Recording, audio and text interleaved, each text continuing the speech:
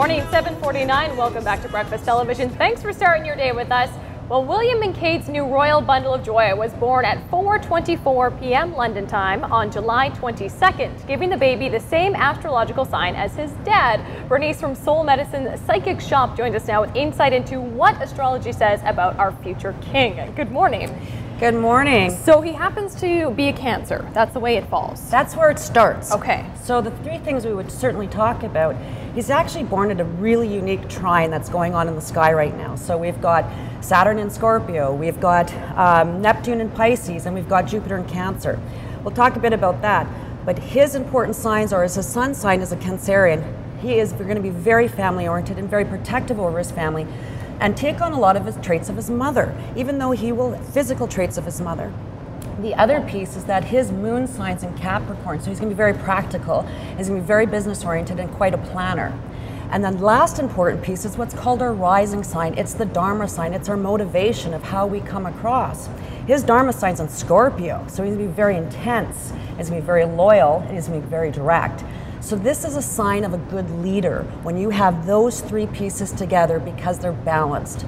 Now he's born at a time where we've got a trine going on the sky that is an important trine for everybody because it signifies water, it signifies change and abrupt change, and we've seen water issues all over the place right now, and that trine has everything to do with it because it's been around for at least a month and it'll be here for another month. But it peaked on his birthday, and so right now he's got Jupiter in Cancer, which is big business. It's billion-dollar foundations. It is the humanitarian nature of money, and that is going to be a primary focus for him. The other piece he has is he's got Saturn in Scorpio, so he's going to be about restrictions. He's going to be about the running of it or the rules of things.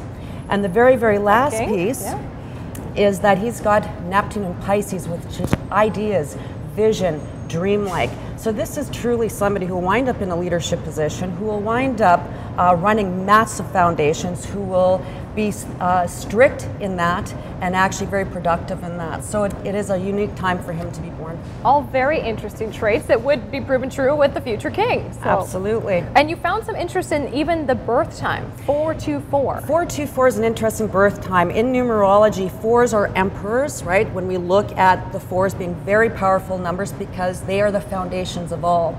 So it talks about, it's kind of funny because there's two emperors ahead of him in order to take over. He'll come in as the two, with that two as the high priestess, well educated, and they tend to take on master's degrees. They tend to wind up as university professors when you have strong twos.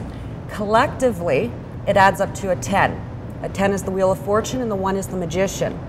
That is game changers. They're the karmic Wheel of Fortune. It is talking about how do you shift entire societies with the ideology being done through universities, with the ideology being done through business, through foundations and humanitarian work, is exactly where he's going. Well, he's not even 24 hours old yet. We don't even know his name, but we know a lot about him, and he will one day be king, and I'm sure a great leader. Thank you so much, Bernice. Thank you. And you can find the Soul Medicine Psychic Shoppe on Provenche. Right now we'll check in with Jenna.